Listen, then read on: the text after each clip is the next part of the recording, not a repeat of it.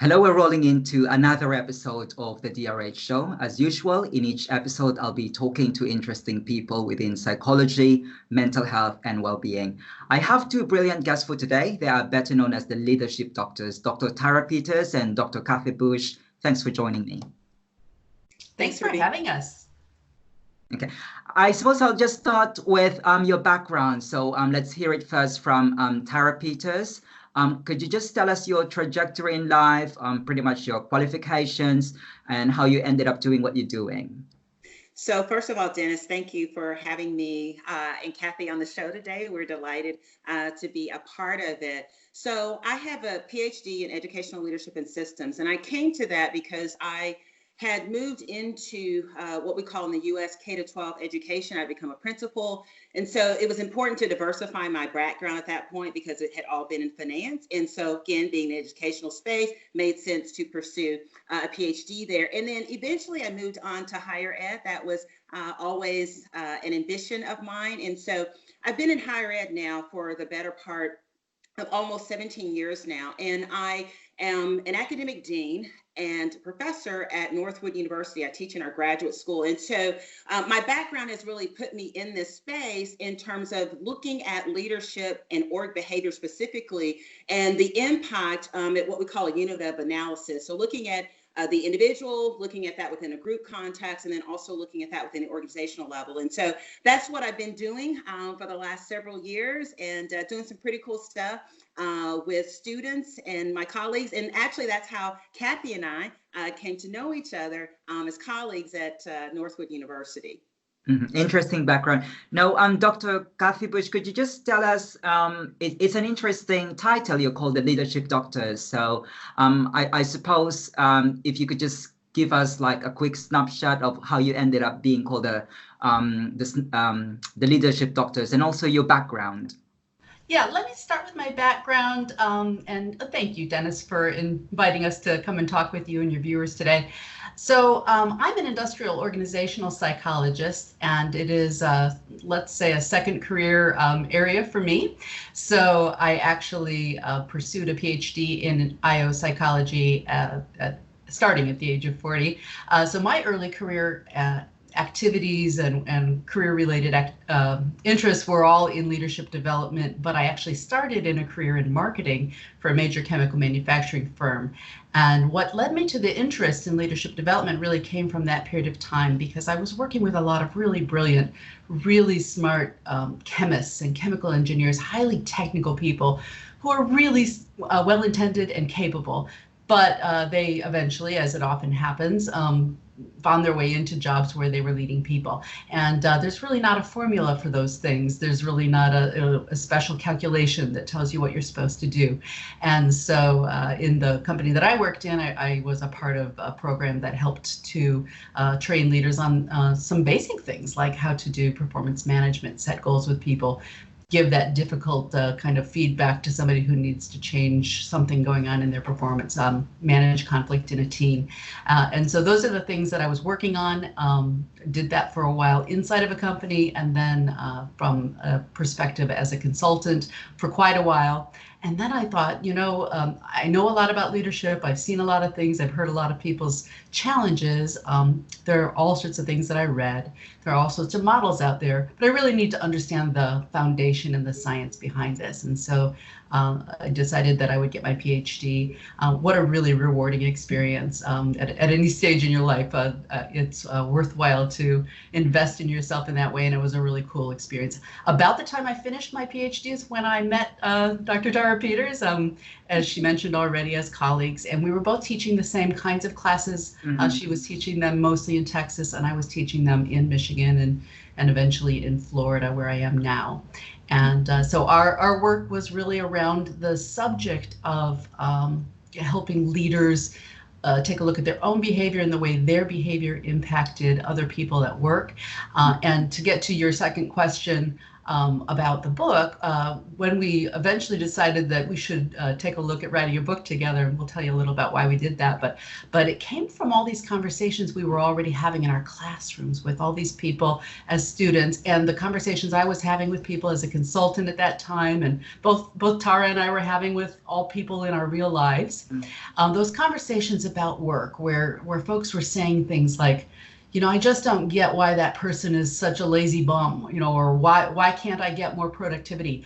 And especially they would say things like, you know, she started out very promising, or she was very motivated, or he was very capable, and then something happened and he became lazy or demotivated, right? And so Tara and I started saying some years ago that all these theories that help us learn how to motivate somebody really didn't help us understand much about why an already motivated person loses motivation. And so we got pretty excited about trying to help leaders see their role in that and the ways that they, you know, kind of could help other people differently.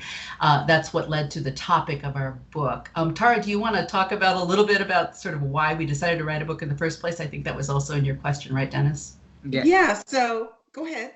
Yeah, so I also want to know, in addition to that, Dr. Peters, if you could also tell us, who do you work with? Because I've got the impression that you predominantly work with leaders, or do you also work with universities?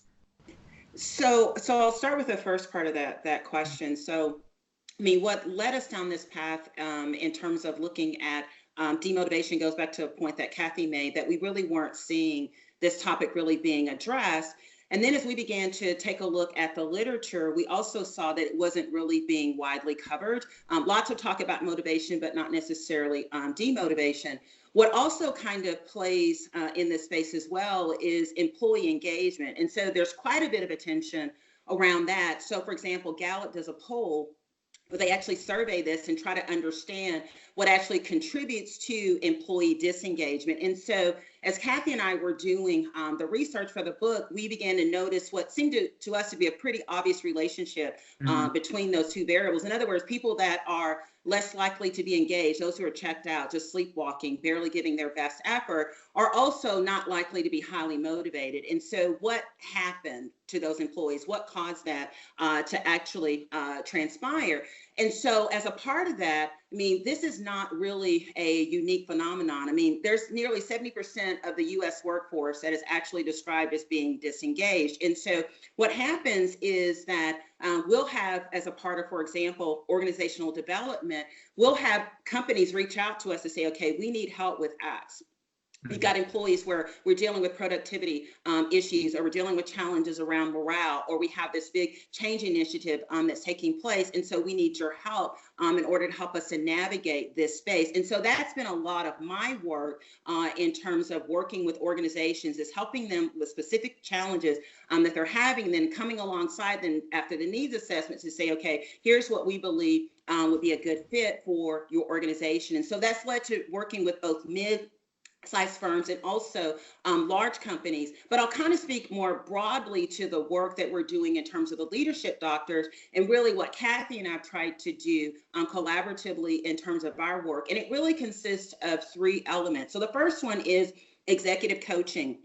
So Cathy alluded to this, where many times people are put into positions and they are a good individual contributor, but they haven't yet acquired the skills or had the experiences that allow them to lead others. And so executive coaching can be a really good way to do that, where you have a one-on-one coach who's actually helping you to work on your developmental areas. They're giving you feedback. They're giving you specific actions to take. And so this really can help that leader to grow. And so that one-on-one engagement and investment can really be valuable. But also going back to the work that Cathy and I have done in terms of our work as professors, in our graduate school, we use a model called a cohort. And so basically that's a group of people who go through a program of study together. Imagine in your organization, it would be like a team.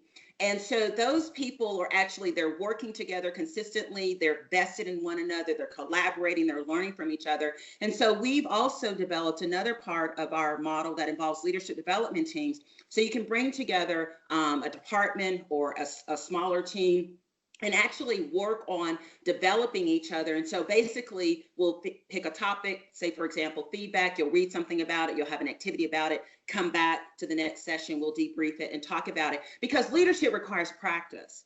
And sometimes people don't recognize that. They think it's going to be, I'm going to turn on a switch and suddenly I'm going to be effective. It doesn't work that way. You need time to practice. You need time for feedback. You need time to mess up, and then course correct and figure out how to fix it.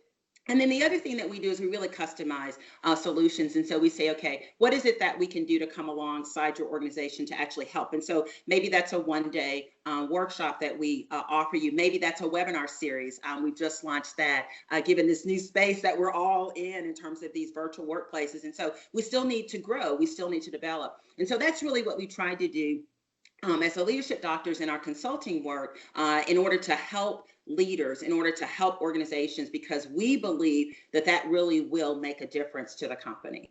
Thank you for that, Dr.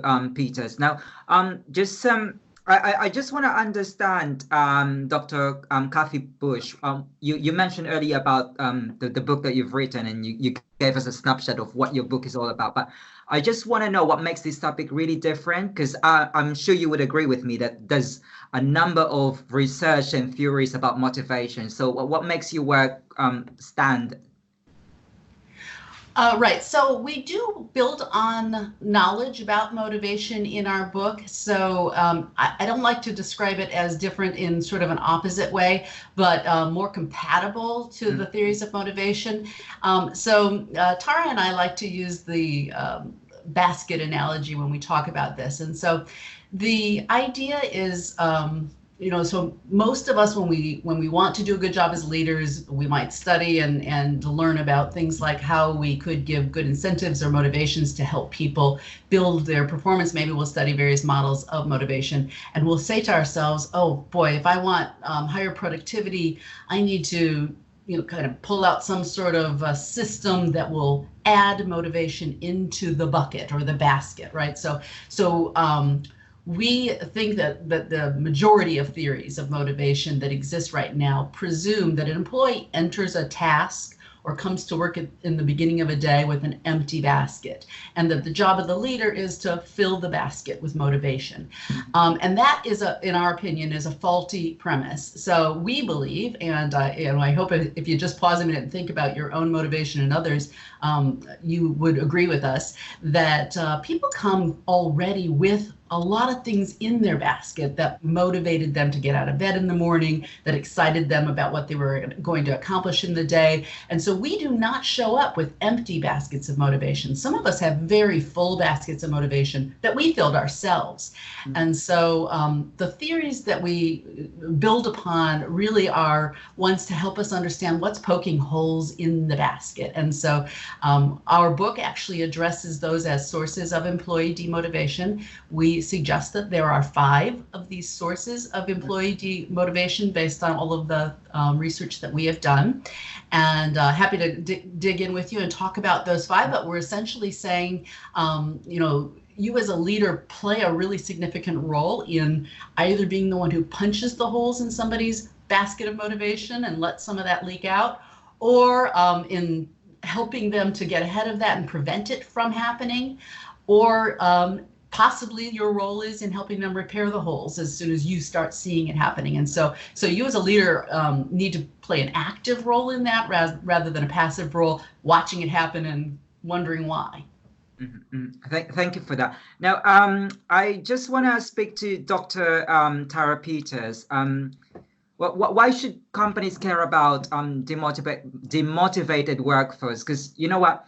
Before I decided to work as a freelancer, I've worked for a number of companies, and there were instances that I've seen myself being demotivated, as well as my colleagues, and the companies do not really care about it. But so could you just help us understand why should really companies pay attention to this? So you're a great example, Dennis, of why companies should care, because as a result of that lack of concern, lack of empathy, you actually ended up leaving. And so your organization actually lost really good talent, someone who was really capable and could have added a lot of value to the organization. And so companies should care, because we talk often about human capital being our most important asset, and it really is. And so when talented individuals like you leave the organization, that leaves a gap that then has to be filled. And the company may be able to fill it, but guess what? They already had really good talent in place that they could have leveraged. And now they've got to go back out into the marketplace, actually recruit. Then they've got to train that individual. They've got to get them acclimated. And all of that costs both time and money. And if we don't recognize how we're actually demotivating employees like you, Dennis, then we'll have this vicious cycle where we'll hire people, they'll stay for a little bit and leave. And that really is consequential. Companies should also care about a demotivated workforce, because it just makes good business sense. Cathy and I, we talk about the book and share some research, and mentioned it earlier around Gallup. And you think about that, nearly 70% of employees are disengaged. That is mind-boggling. That's 7 out of 10 people that are disengaged at work. But guess what? You still pay them. You still give them benefits. So that's still on your, on your income statement. It's on your balance sheet. And so you're paying for that, and you're not getting the return that you could. And so, companies, there's a value proposition here, just from a pure bottom line about why we ought to care about a demotivated workforce, because we can fix it. It just drives us crazy that we aren't doing more to address this issue, because it's been so stubbornly persistent in terms of the level of disengagement. And so it just makes good business sense. I mean, to invest in your workforce and make sure that, as Cathy alluded to earlier, that you don't just sit and watch passively as you see people, getting into these motivational slumps or disconnecting, that you actually get in there with your people and work with them to figure out what's going on. And then together, because we're in this together, can figure out how to fix it.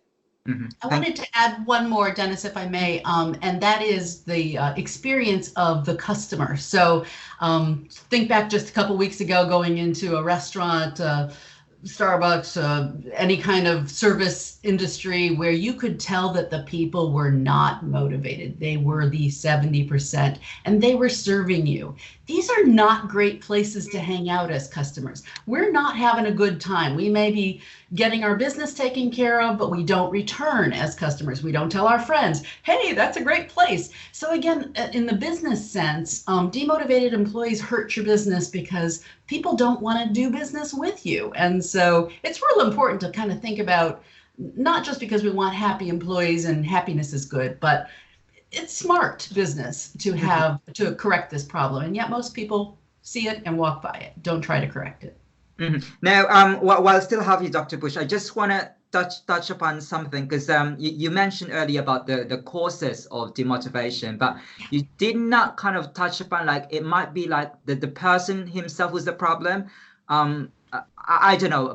Do you think that some people are just born lazy regardless of what we do? Because I'm pretty sure that some companies try to initiate some form of, activities to help their staff be more engaged.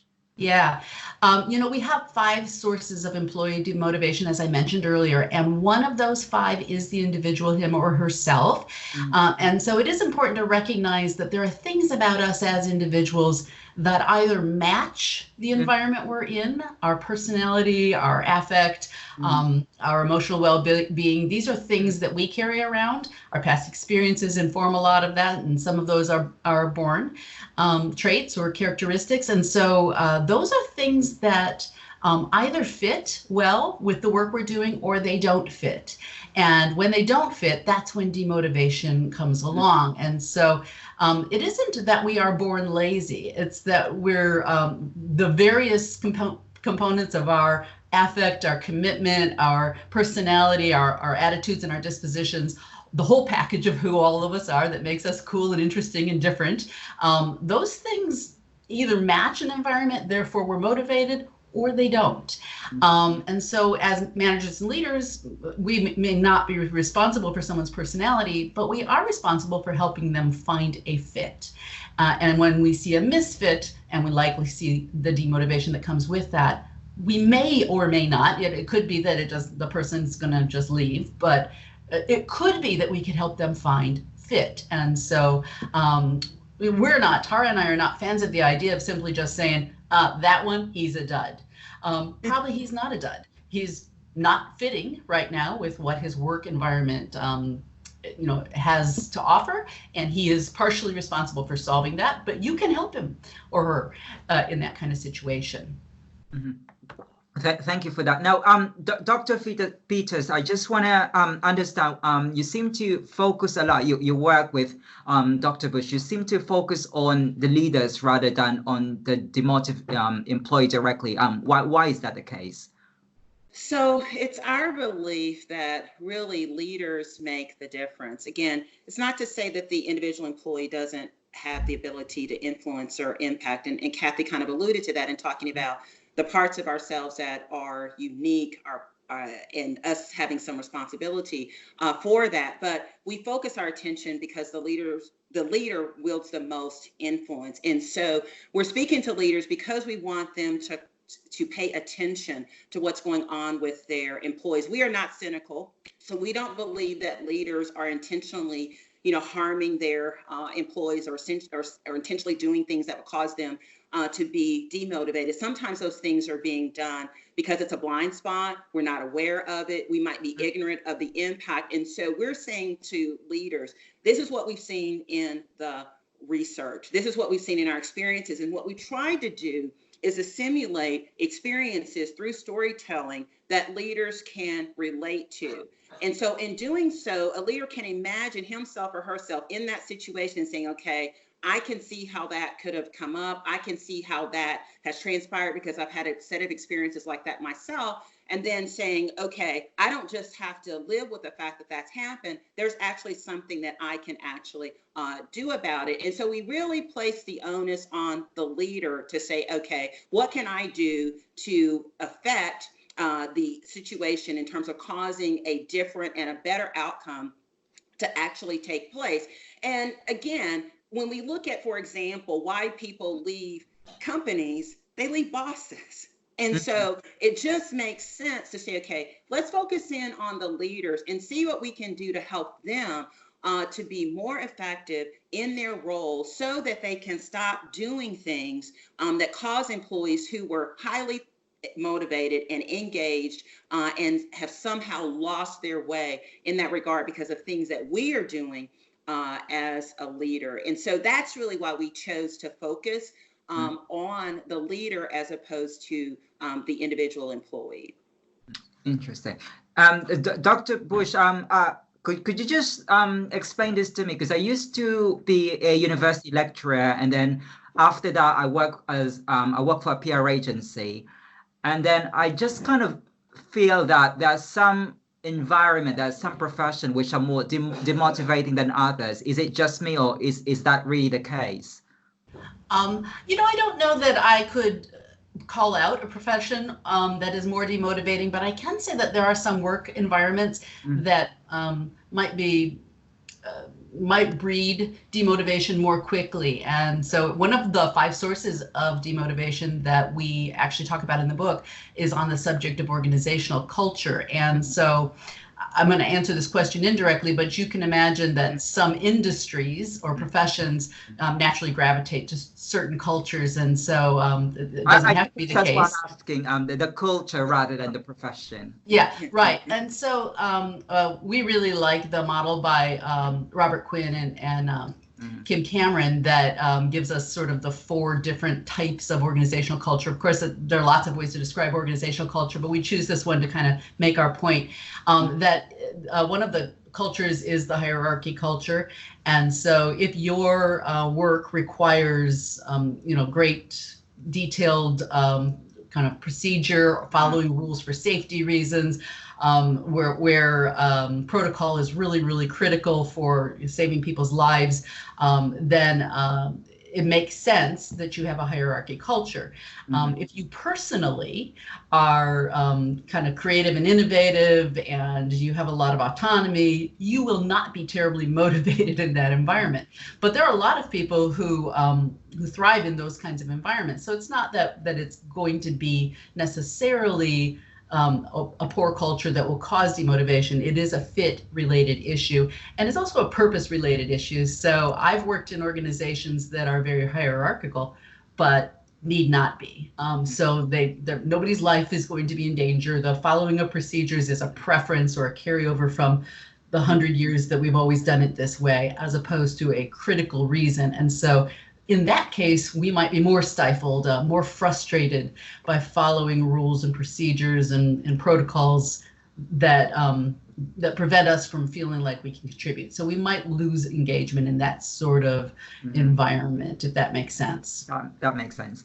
Dr. Peters, I just want you to talk us through about the impact of stress on demotivation, because I run a blog called Psych and I talk a lot about stress and it affects our mental health, but we don't seem to talk a lot about, the impact of stress on workplace and on demotivation. So could you talk us through about that? So stress is interesting. And I'll talk about it in two ways. And the first way is I'll talk about that stress can be beneficial. So for example, as we were getting ready for the interview today, right? You got deadlines, you got things you got to get in place. So that kind of short-term stress, right? Working towards an immediate goal and objective, that's okay. That can actually cause us to, give us adrenaline and we can get to the finish line. And so that is not necessarily going to demotivate us, right? Or cause us to have holes punched in our basket. But stress that is pervasive, stress that comes back frequently, stress that extends over long periods of time really can be demotivating for us, in part because it just takes a physical toll on us. We are feeling overwhelmed, and so we can't get to the things that we need to accomplish. It also has implications in terms of our mental well-being, right? We are, not able to focus. We are, we could be taxed. And so perhaps some other types of mental health issues around depression can creep in. We might have situations where from just a health vantage point, right, we're not sleeping, we're not eating well, we're not exercising, migraine. So there are health consequences that come about when stress actually happens for us individually. And so if you can imagine if you were in a work environment and so you were dealing with stressors that might come, say, for example, you're under-resourced, so you don't have enough staff, and you've got a manager who's exacerbating the situation because they're not recognizing the fact that you don't have enough people and they're still pushing you in terms of trying to reach the target or to, get to whatever goal has been set. That really just compounds the situation. And so stressful work conditions begin to take a toll on us. And so they can make us sick, literally, as I really kind of alluded to, but it also gets in the way in terms of people's effectiveness in terms of their best work.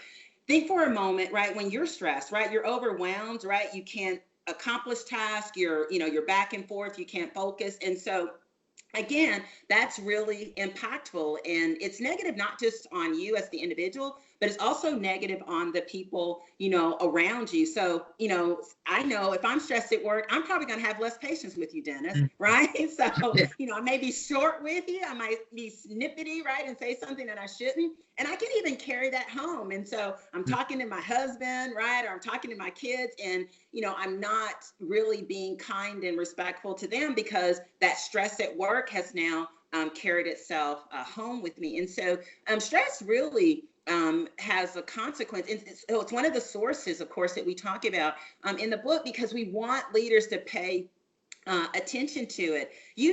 When, circumstances like even right now, this is stressful for people with the COVID situation. What are you doing as a leader? Are you paying attention? Are you helping your people, removing, obstacles or barriers that they might be encountering right now with this transition, or just the anxiety that they have with the unknown? So stress is really consequential. And so we do talk about it in the book because we want leaders to pay attention. Okay, thank you. Now, since Dr. Peters mentioned about the crisis that we're undergoing right now, Dr. Bush, could you just talk us through what leaders can do to be more effective during this crisis?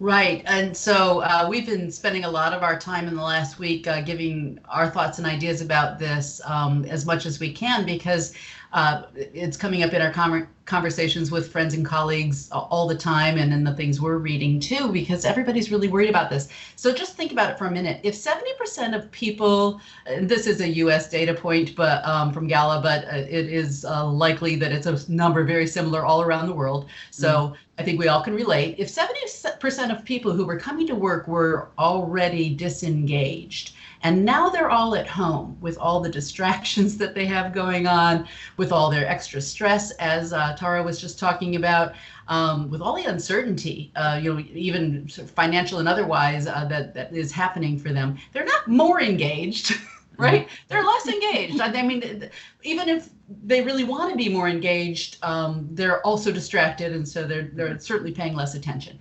And so the first thing that I would say for leaders is they need, more than anything else, they need to know you see them and you care. And I know that sounds so simplistic, but honestly, you as a leader, you're probably also stressed out. You're probably also worried about, is your vulnerable loved one being well taken care of, and things that are possibly more important to you than the actual work tasks at hand. You may not be as frequently reminded, because you're not seeing them face to face. You may not be as frequently reminded that they need you. And so you may be forgetting that at the end of the day, human beings respond really well to knowing another human being sees them and cares about them. And so more than anything else, if you don't hear anything else from my advice, pick up the phone or get on a face-to-face, whatever your medium is, interaction with every person on your team. Do it one-on-one so that they get that minute or a couple of minutes of knowing you care about them. You want to know that they're okay. You can get to talking business, but don't start there. Just be a human being talking to another human being. Also, I want to say that most people who are now working from home but used to work in a space with other people are, if they aren't already, they will very soon be craving that human interaction with the people they spend their days with, right? That connectivity, while they need to know you care, they also need to still feel like a member of a community. So figure out what you can do to, I've heard all sorts of creative things. Somebody I was just talking to is having a Friday team happy hour on camera, everybody at appropriate time on Friday, with a whatever they want to drink, and just being people, not talking work. It doesn't have to be as casual as that. It can be work related, but if it's work related and you get everybody on camera and in their various spaces, have a little fun for a minute. Just be people together, because that's what they would do if they were in the office together, and they still need that. So those are the major things that I would say, immediately as my advice is, you got to get your work done, but you're not going to get there if you don't first start by helping people know that they matter and that they're important and that you care about them. Dr. Peters, do you want to add on that, or is that pretty much the same tips that you've got? I think that Cathy really covered, all of the bases. And the only other thing that I would add to that is just that leaders need to remember that they need to understand this is likely not to just be a short-term event. And so looking at what this looks like, not just in 1 week or 2 weeks, but what it looks like in 3, 4, or 5 weeks if this pandemic continues. And then to think about how the things that were working in this new space, this virtual context, what can we take back to the workplace that we want to replicate when we once return to the office? Because we will. We know that we will return to normalcy, that we will win against the pandemic. And so what might you want to take back with you when you get back to the office? You've really given out some useful tips for us. And just for the audience, I'm actually in the process of compiling a series of tips from experts like Dr. Bush and Dr. Peters, and I'm actually inviting you both if you could just make a standalone a minute-long video, so I could include that on my compilation. But I'll put the link to the compilation when it's ready. I'll put it on the description box. But moving swiftly on, I just wanna ask Dr. Bush if you could just share to us the writing process of your book. What is the most challenging aspect that you've experienced in writing this book? Initially, when Tara and I started out writing, we were very busy doing a lot of other things. And so, if you're listening to this and you're thinking, I want to write a book, it's an investment of time, but I wouldn't say something that you need to kind of cram in on a task. We actually spent a couple of years back and forth playing with ideas before we got down to the business of writing.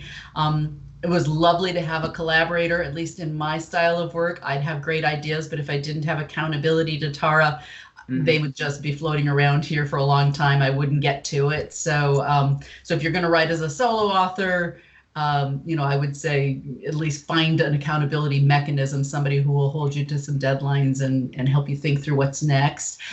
So I would say, if I think about the challenging parts, it was really more that a lot of time passed because we let a lot of other things be other, important priorities. Again, we're both pretty busy girls and very engaged in a lot of things in our lives. And so it was a part-time task for us. Very fun for us, but certainly added to some challenges. The second challenge, actually, I'm sure you would agree with me, Tara, was figuring out what does it mean to be published. There are so many options. And, being that this isn't our normal job and not something we were very well informed about, we did get lots of great advice and we love our publisher, but the process was really a process. And so, I don't know what advice I'd give other than, if you're new to it, talk to a lot of people, read what you can to figure out what's the right kind of publisher for you. Ours is a hybrid publisher. And so learning a lot about how that worked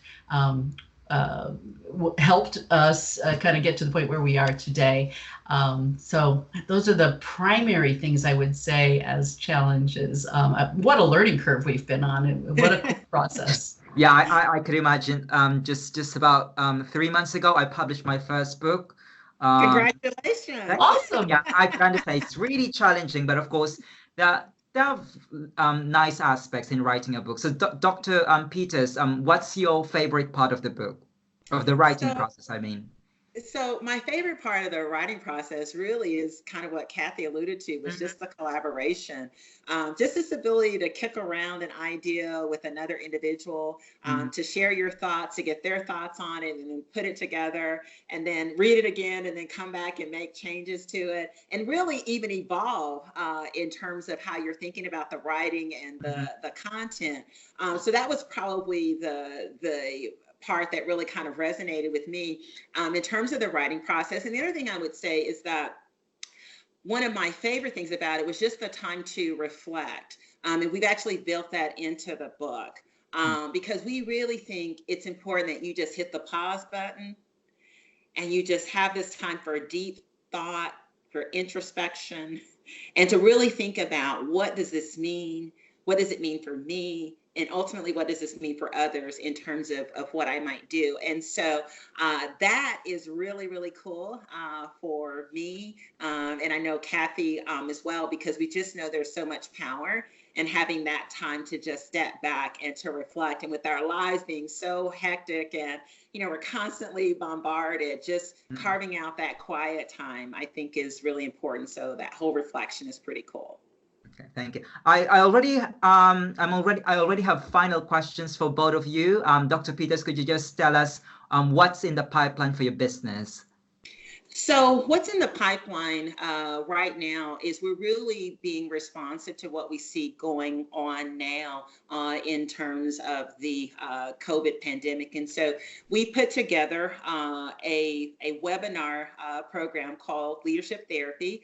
It consists of a free webinar followed by a series of 5 sessions that you pay for, and it's all online, and so you can engage with us. And so that's in the pipeline. The other thing that we're working on more broadly is we're working on bringing ourselves to the stage in terms of speaking, because we know that there is an audience that really needs to hear what we have to share. And so I've been able to do a TED Talk. Cathy is working on some speaking engagements as well, where we're going to try to work together as the leadership doctors to really spread this great idea that we have around demotivation and how we navigate that. And then in addition to that, we're really looking to build out the business of the leadership doctors around this whole consulting piece. So we're coming into organizations and helping them, whether that's a one-day workshop or whether it's a months-long engagement with them in terms of developing their teams. And so we share all of this, of course, on our website so that people can get more insight on that. But that's really where our priorities are in terms of the business at this point. And this webinar that you're having is, I assume this is not just for people in America. No, actually, you can go to our website, www.theleadershipdoctors.com. And so it's a Zoom webinar, so you can join us from anywhere in the world to participate. We really consider these to be nuggets. And so we know we're all really, really busy. So these are 50-minute sessions.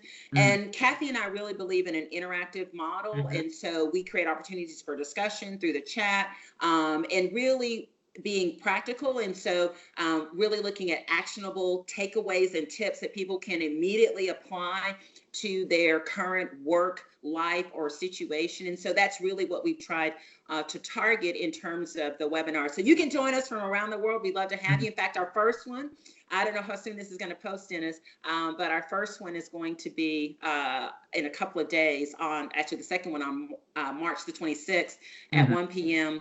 Eastern Standard Time, and then a series that will begin the following week. So you can go to the website, and we'll be doing these through April and ongoing. Okay, thank you. And Dr. Bush, could you just give us what's the main key message that you're trying to deliver to the world as leadership doctors?